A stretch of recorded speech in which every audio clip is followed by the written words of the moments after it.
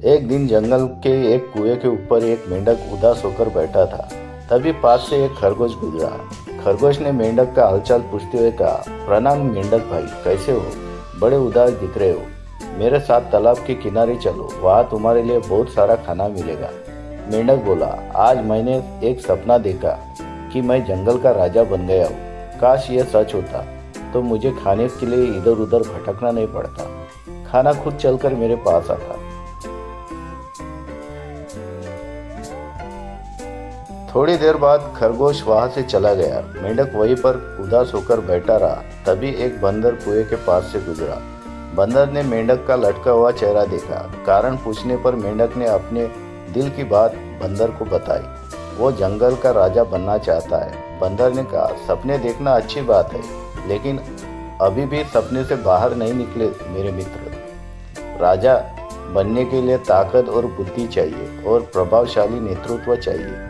जंगल के सैकड़ों जानवर की रक्षा करने की जिम्मेदारी उठानी होगी। यह कर सकोगे?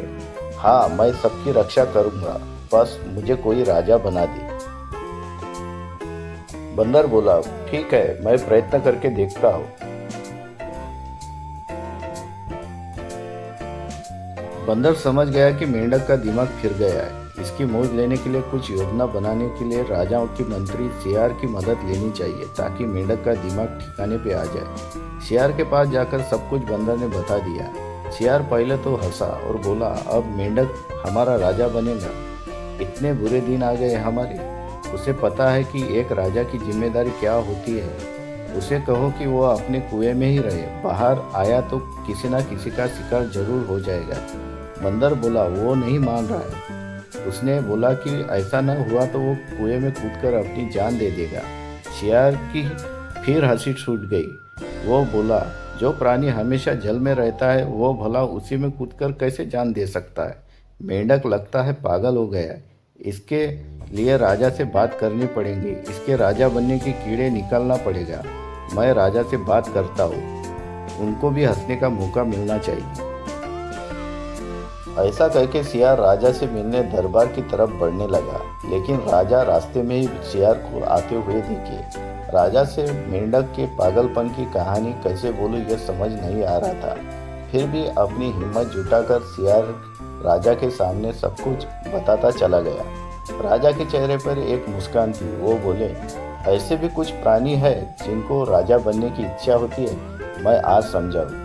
हमें मेंढक की बहादुरी को सराहना चाहिए। हम राजा है और प्रजा की हर एक इच्छा पूर्ण करना हमारा धर्म है। हम चाहते हैं कि मेंढक को भी एक मौका मिलना चाहिए। उस पर कोई हंसेगा नहीं। उसे कल अपने दरबार में बुला लो। हम उसकी परीक्षा लेंगे। अगर वो परीक्षा में सफल रहा तो उसे हम राजा बना देंगे। सियार को आश्चर्य हुआ। वो फटी आंखों से देखता रह गया। दूसरे दिन मेंढक को दरबार में बुलाया गया।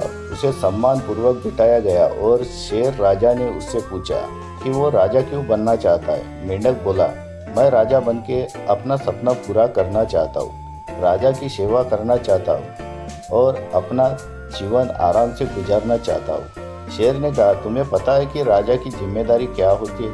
उसे कितनी कठिनाइयों का सामना करना पड़ता है। मेंढक बोला, मैं हर कठिनाइयों का सामना करना के लिए तैयार हूँ। राजा बोला, ठीक है, हम तुम्हें परखना चाहते हैं, इसलिए तुम्हें एक काम सौंपते हैं। यहाँ से दक्षिण दिशा में कुछ हाथियों ने उत्पात मचा रखा है। मैं चाहता हूँ कि तुम वहाँ जाकर उन्हें भगा कर आओ।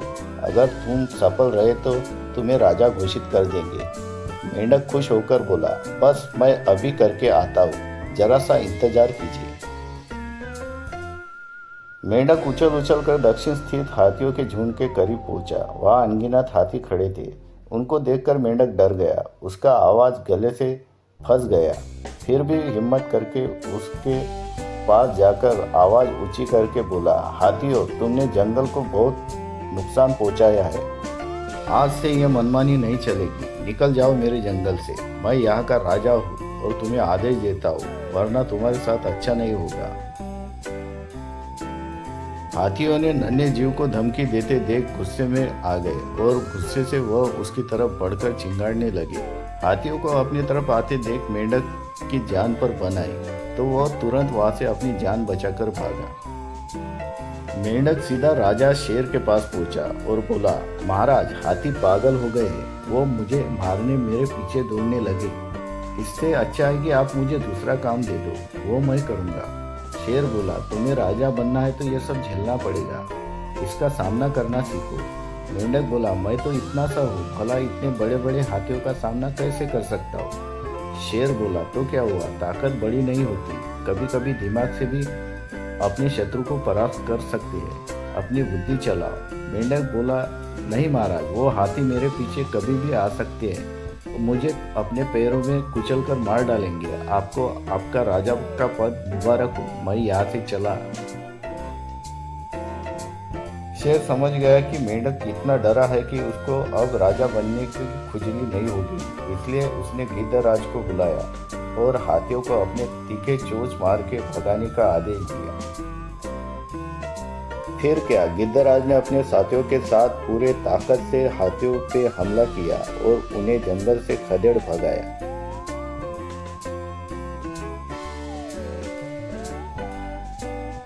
मेंढक फिर अपने कुएं के ऊपर बैठ गया, रोजमर्रा की जिंदगी गुजारने लगा। उसे इस बात की खुशी थी कि जरा सा समय ही सही वो राजा की तरह जिया तो सही। उसके मन में फिर कभी राजा बनने का विचार नहीं आया, वो अपनी जिंदगी में मस्त रहने लगा।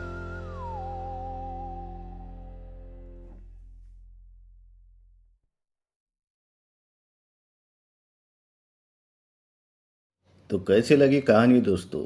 कहानी अच्छी लगी हो तो वीडियो को लाइक करो, शेयर करो, सब्सक्राइब करो और बेल आइकन दबाना मत भूलना। धन्यवाद।